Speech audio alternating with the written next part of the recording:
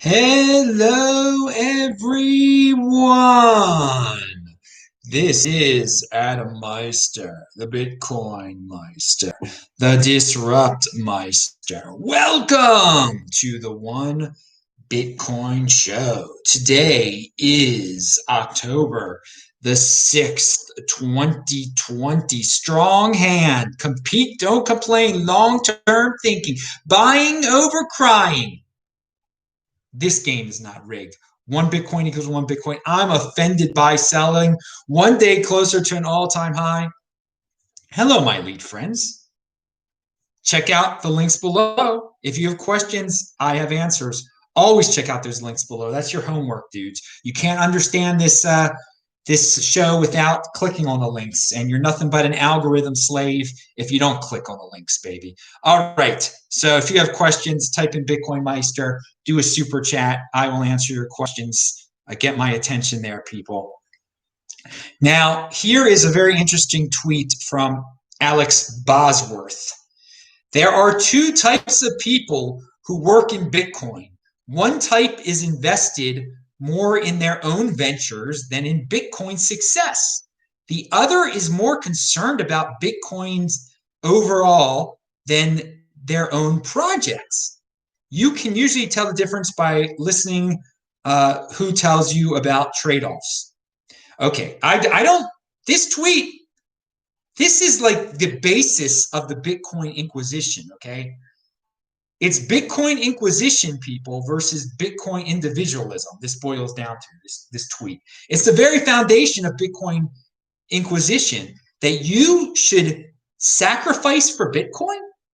That's what? That there's a greater good? That there's the greater good of Bitcoin.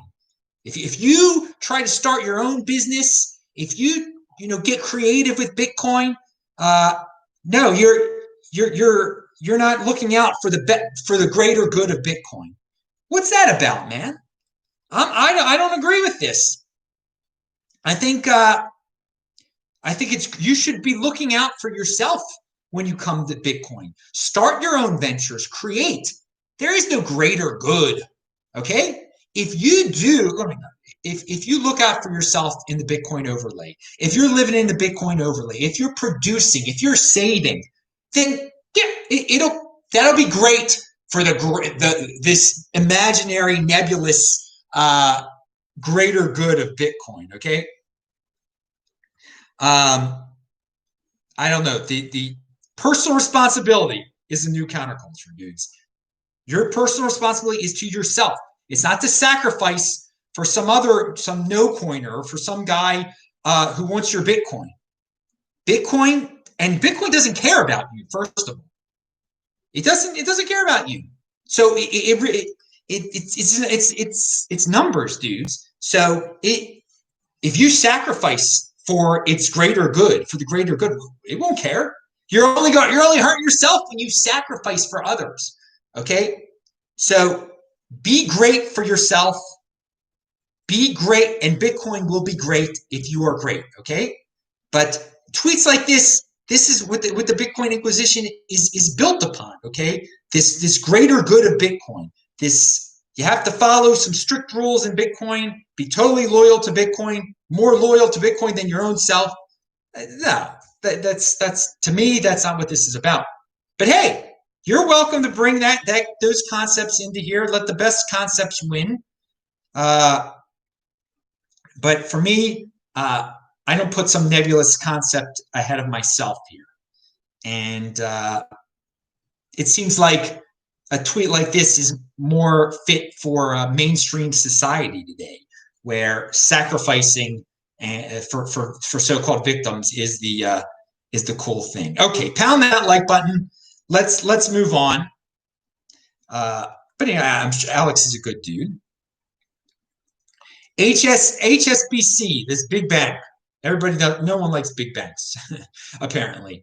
This is coming. What they have here is we're excited to announce the world's first global decentralized digital trade finance platform using blockchain technology has gone live this week.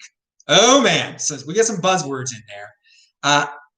I gotta say, this story is about a 5 on the 20%er scale. Okay, it it's never bad for corporations, for banks to say we're doing something with blockchain, but this is centralized. Okay, Bitcoin is the next Bitcoin.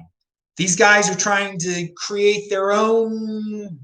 I don't know what they're really trying to do over there. Okay, it's kind of repetitive. We've heard stories like this before, and I do want to say that Whale Panda said if HSBC tweets about it, then you can be sure of one thing: it definitely isn't decentralized. Well, that's a given right there.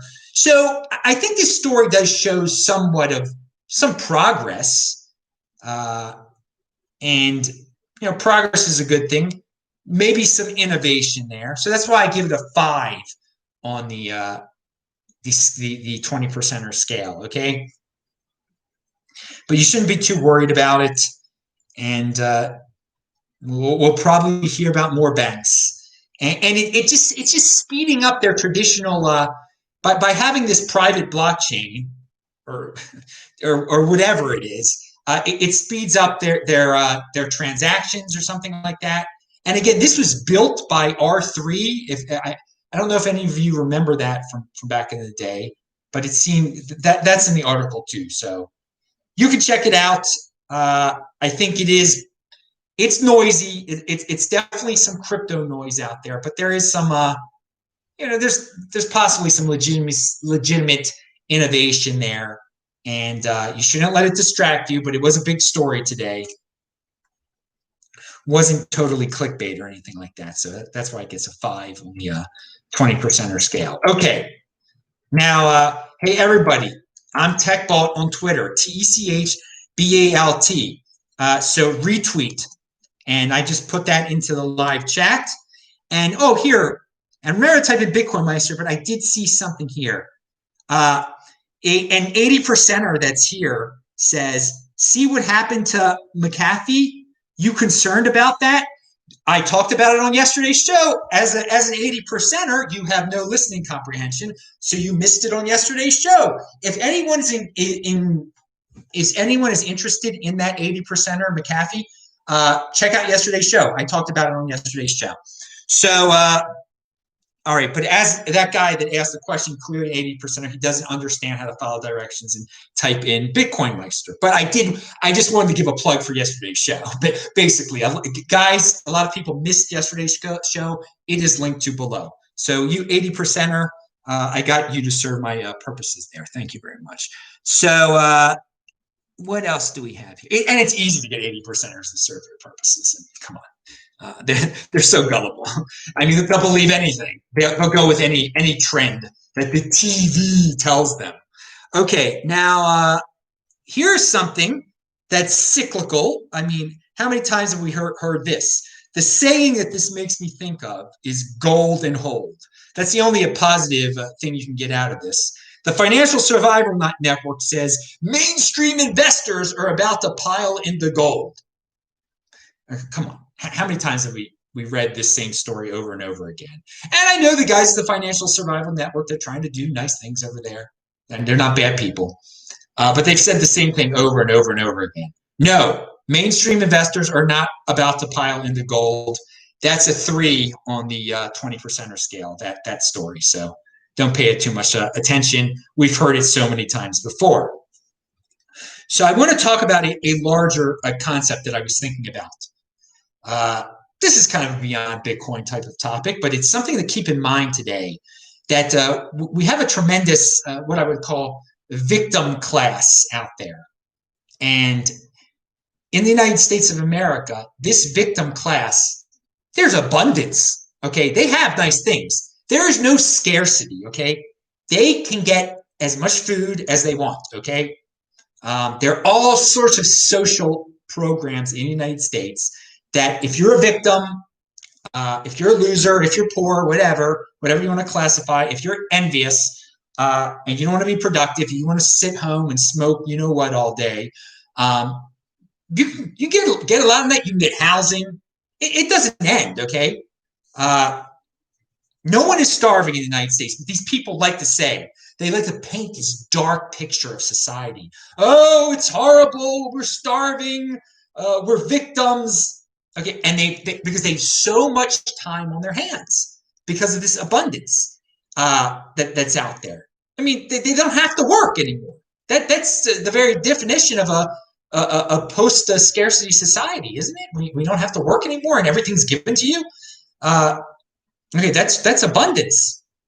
Now, again, they don't have any self-esteem because it's all being handed to them, and thus they are envious. And especially over this fake income inequality stuff.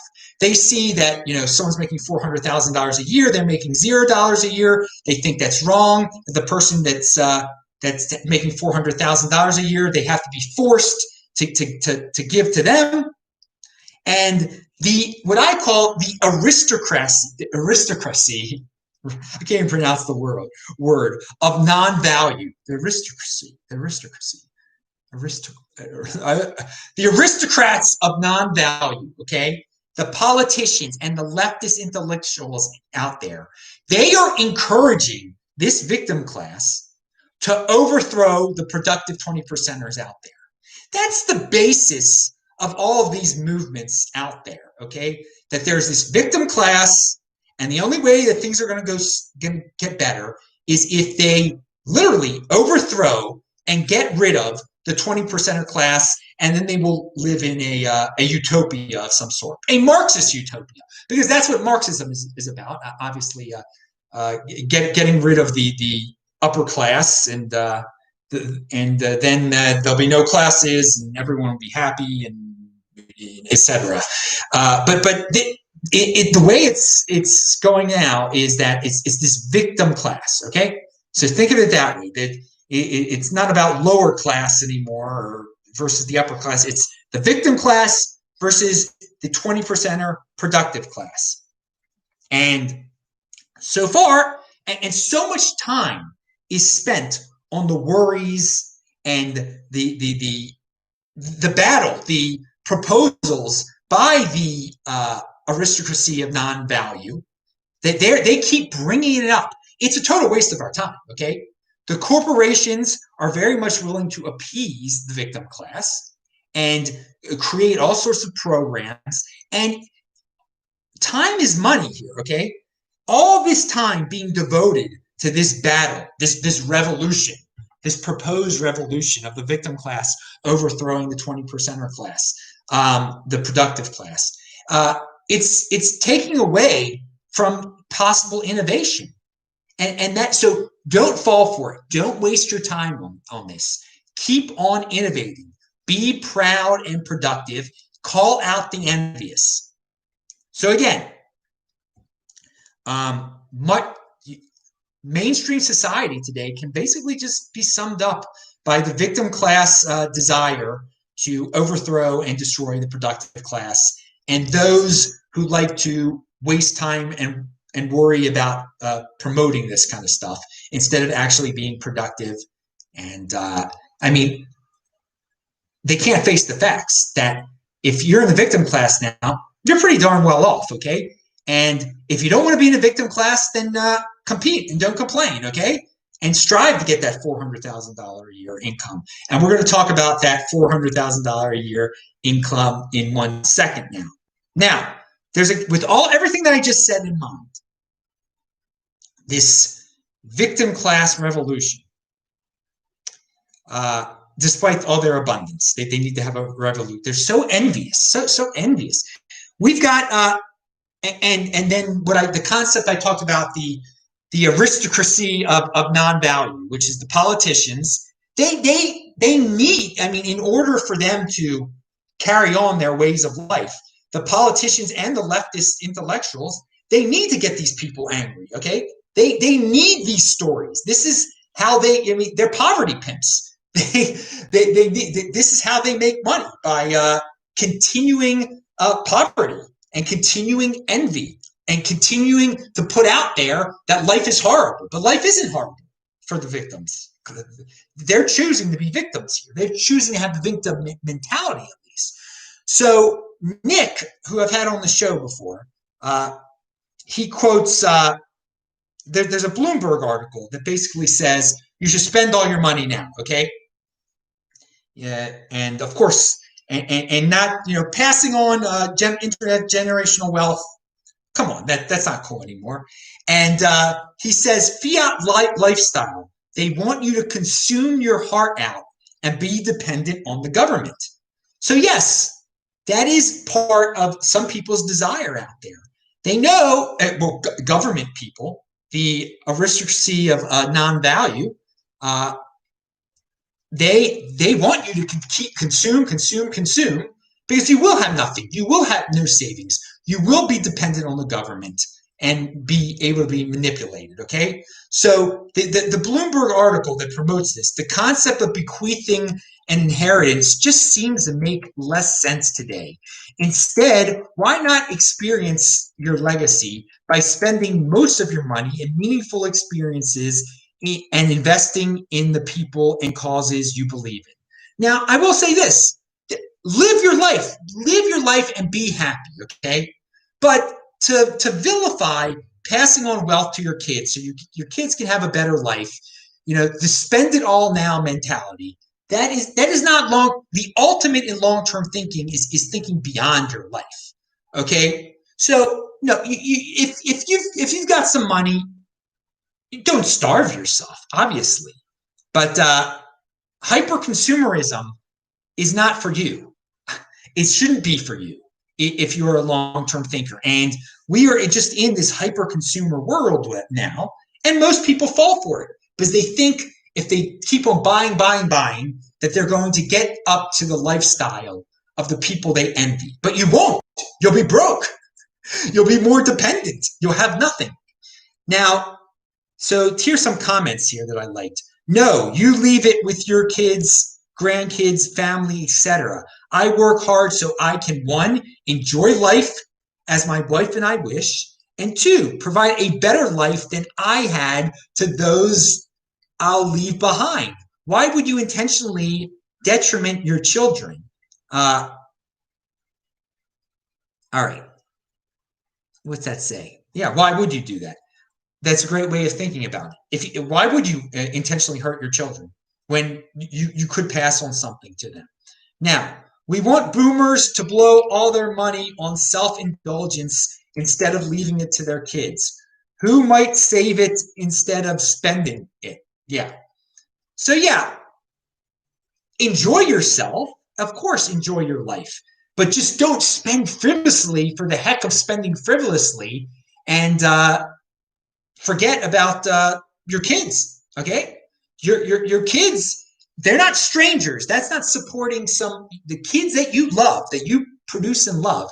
There's no crime in passing on intergenerational wealth to them. And it just, we've gotten into a situation where it's better just to sacrifice for others, give away to others you don't know, than to keep it in the family.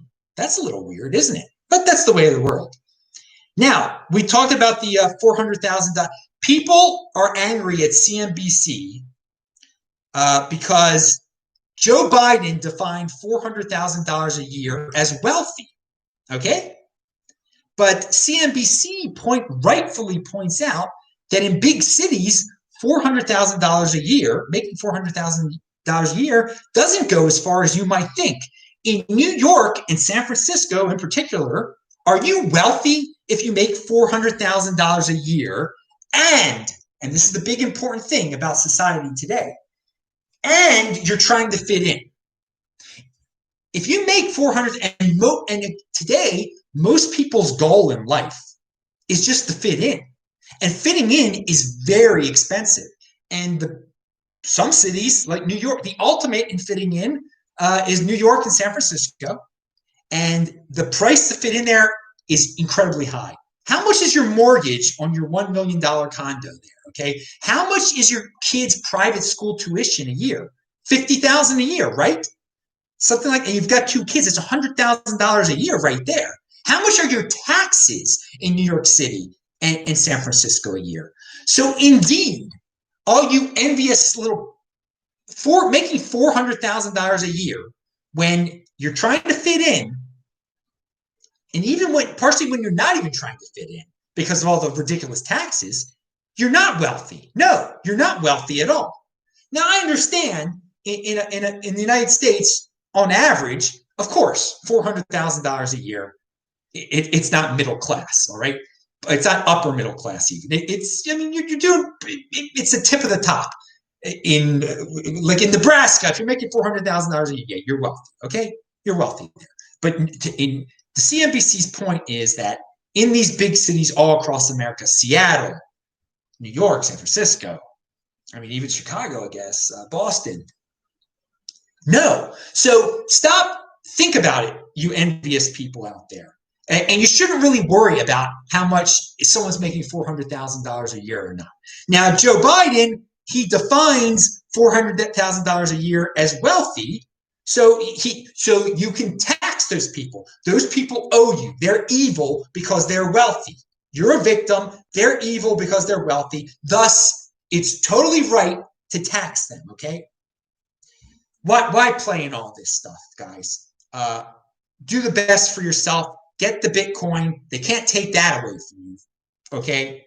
And understand that you are not in debt. You don't have to sacrifice for anything, anybody. If you're making $400,000 a year, you should be proud, okay? You should be proud. You should strive for greatness. The people out there that think it's legitimate to vilify $400,000 a year, they're not producing, okay?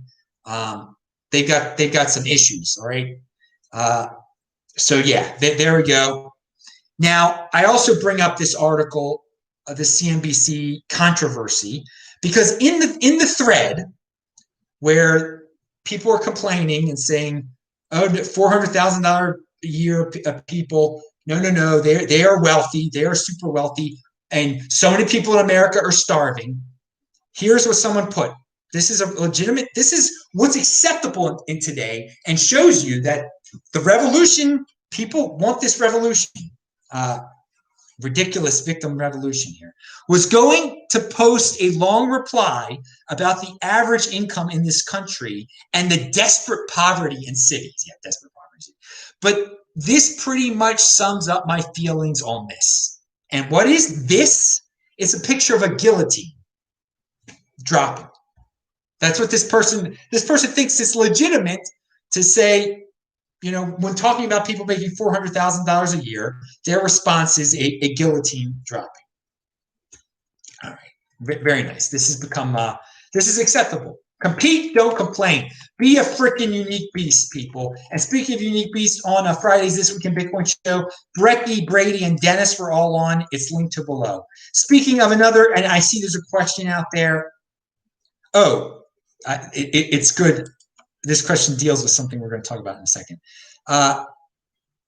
Avanti, Caitlin Long is in motion, okay? She's starting her Wyoming bank. And even in Wyoming, you have to testify to the government, okay? I don't know if it's to their state senate. I don't know what they call it up there, all right? But there's a video up. There's a video live. Now, it is long, and I'm just saying it's newsworthy, okay? It's newsworthy. On a 20%er scale, you don't want to waste too much time watching something like this. But I give it a 6, okay?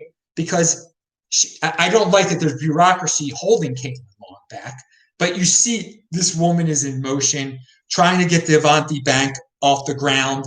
And it's progress. It's real progress. It's linked to below if you want to see how Caitlin Long how she performs in front of a bunch of politicians in Wyoming. That is linked to below.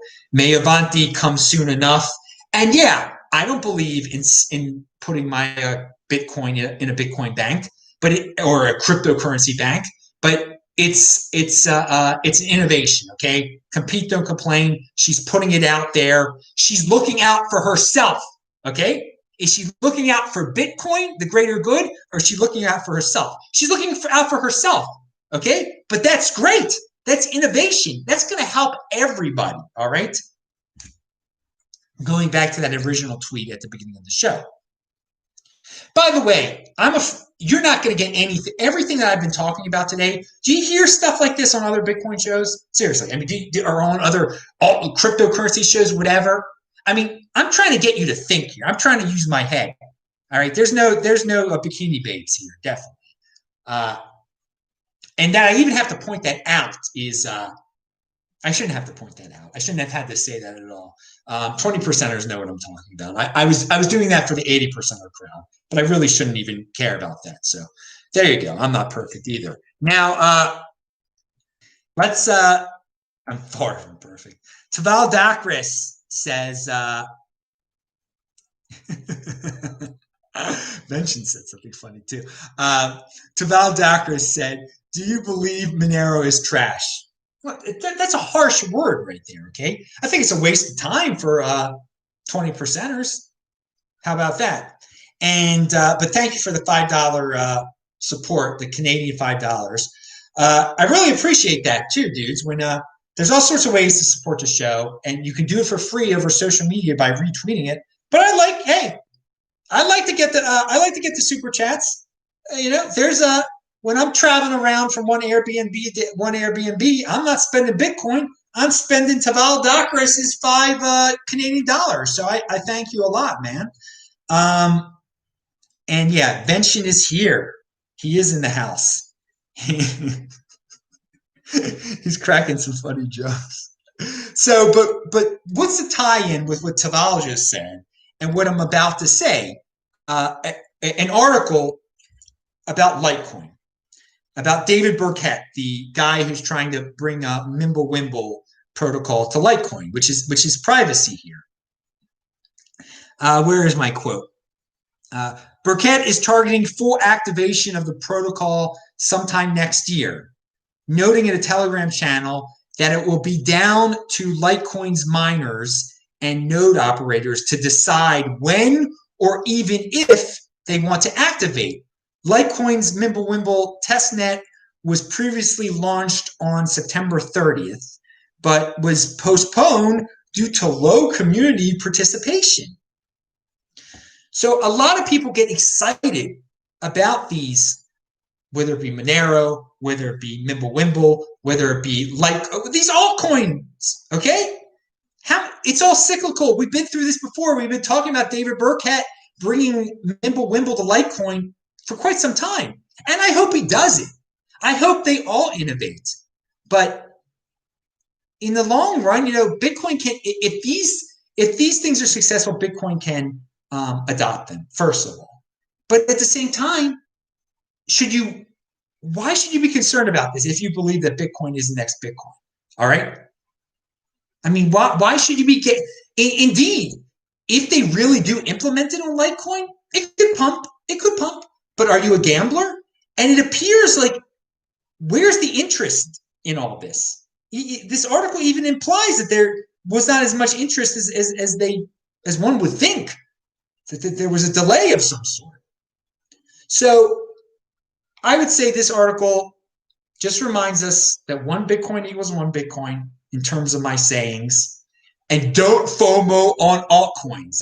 That's what this article, of all my sayings, that article, which I would give about a 3 on the 20%er ranking, is it's a don't FOMO on altcoins article. And when you bring up Monero, Taval, just the bottom line is don't FOMO on altcoins. That's the only thing you need to remember. That I try to simplify everything here, okay? And the simplification for an article like this, and for when someone asks you, what do you think about Monero, don't FOMO on altcoins.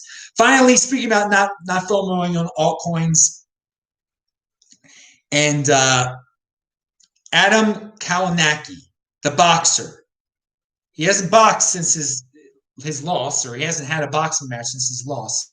And I stopped. I hadn't heard about him for a while, but I checked out his Twitter feed, and the dude, a highly ranked heavyweight boxer who could, get a lot of notoriety again if he gets a big win. He is still tweeting about Bitcoin, and only about Bitcoin. He doesn't care about the others. He is a Bitcoin guy. I got to give him credit. So, I mean, I'm not a mainstream culture type of guy. He definitely, when you're a boxer, you're in the mainstream culture.